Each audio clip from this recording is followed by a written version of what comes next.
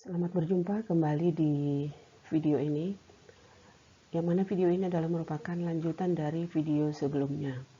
Dalam video ini kita akan membahas jurnal penyesuaian tentang pendapatan yang masih harus diterima atau piutang pendapatan, beban yang masih harus dibayar atau utang beban, penyusutan aktiva tetap, dan piutang tak tertagih. Nah, dalam video sebelumnya bahwa akun-akun yang memerlukan jurnal penyesuaian sudah sampai di nomor 3. Jadi sekarang lanjut dari nomor 4. Pendapatan yang masih harus diterima atau piutang pendapatan adalah pendapatan yang seharusnya sudah menjadi hak perusahaan tetapi belum diterima sampai akhir periode akuntansi. Kenapa belum diterima? Karena mungkin tanggal penerimaannya belum saatnya. Tetapi piutang tersebut harus dilaporkan sebagai piutang untuk periode yang sedang berjalan. Jurnal penyesuaian untuk pendapatan yang masih harus diterima adalah piutangnya di debit dan pendapatannya di kredit. Nah, ini nanti piutangnya tergantung dari data transaksinya. Apakah piutang usaha, piutang bunga, piutang sewa, dan sebagainya. Nah, contohnya di sini, tanggal 31 Desember 2020, perusahaan belum menerima bunga bank senilai 3 juta. Maka, jurnal penyesuaiannya di tanggal 31 Desember 2020 adalah piutang bunga 3 juta di debit, pendapatan bunga di kredit 3 juta. Jadi piutang bunganya bertambah, pendapatan bunganya juga bertambah.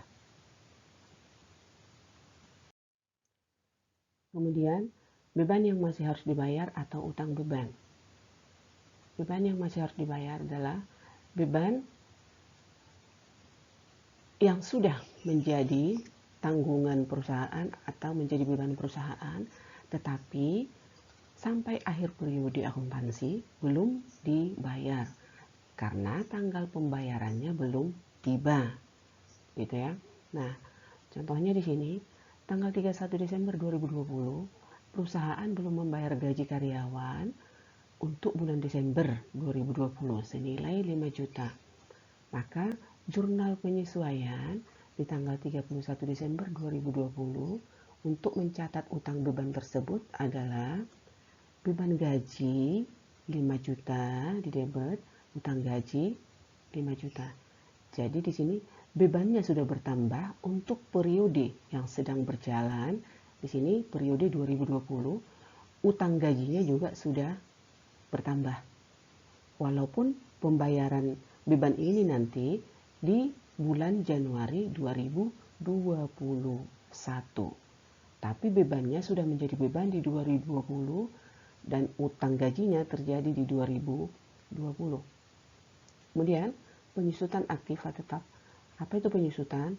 Penyusutan itu adalah alokasi sistematis jumlah yang dapat disusutkan dari suatu aktiva selama umur penggunaannya atau selama umur manfaatnya. Contoh aktiva yang mengalami penyusutan adalah kendaraan, mesin, gedung, peralatan, dan sebagainya. Untuk membuat jurnal penyesuaian aktiva tersebut adalah yang didebit beban penyusutan aktiva yang bersangkutan tergantung dari aktiva yang disusutkan ya. Kemudian akumulasi penyusutan aktiva yang bersangkutan. Nah, contohnya dalam neraca saldo bengkel Lancar Jaya terdapat akun peralatan 50 juta. Perusahaan tersebut menetapkan penyusutan atas peralatan 10% setahun. Maka perhitungan penyusutannya adalah 10% kali nilai aktivanya 50 juta sama dengan 5 juta. Maka jurnal penyesuaian untuk penyusutan tersebut adalah beban penyusutan peralatan 5 juta di debit, akumulasi penyusutan peralatan 5 juta di sisi kredit. Kemudian piutang tak tertagih.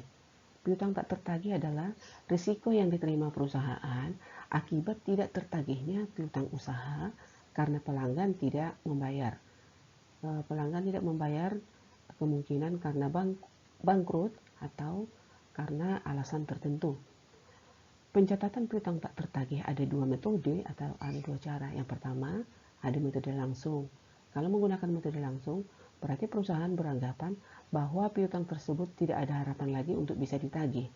Maka yang didebit di sini adalah beban kerugian piutang dan langsung mengurangi piutang. Dikredit di sini piutang usaha dikredit. Jadi ini piutang usaha dikredit langsung mengurangi saldo piutang yang ada. Kemudian di sini yang metode tidak langsung adalah jurnal penyesuaiannya beban kerugian piutang didebit, cadangan kerugian piutang dikredit. Cadangan kerugian piutang di sini tidak langsung mempengaruhi saldo piutang perusahaan. Nah, contohnya adalah bagi berikut. Nah, di sini tanggal 31 Desember Salon Ayu mempunyai piutang 25 juta. Dari jumlah tersebut diperkirakan tidak dapat ditagih 5%. Maka besarnya perkiraan piutang tak tertagih adalah 5% kali 25 juta atau piutang yang ada sama dengan 1.250.000. Maka jurnal penyesuaiannya adalah jika menggunakan metode langsung sini, maka yang didebit adalah beban kerugian piutang 1.250.000, piutang usaha 1.250.000. Nah, dengan adanya jurnal penyesuaian ini, maka saldo piutang yang ada sekarang adalah, karena di sini dikredit piutang usaha 1.250.000, maka yang 25 juta ini tinggal 23.750.000. Karena di sini kan yang piutang usaha didebit 25 juta, di sini dikredit 1.250.000. Jika menggunakan metode tidak langsung, maka jurnal penyesuaiannya adalah beban kerugian piutang didebit 1.250.000, cadangan kerugian piutang 1.250.000. Nah, di sini yang dikredit cadangan kerugian piutang berarti dia tidak berpengaruh terhadap saldo piutang yang ada di sini. Karena di sini bukan piutang usaha yang dikredit, tetapi cadangan kerugian piutang. Sampai di sini. Semoga video ini bermanfaat. Terima kasih.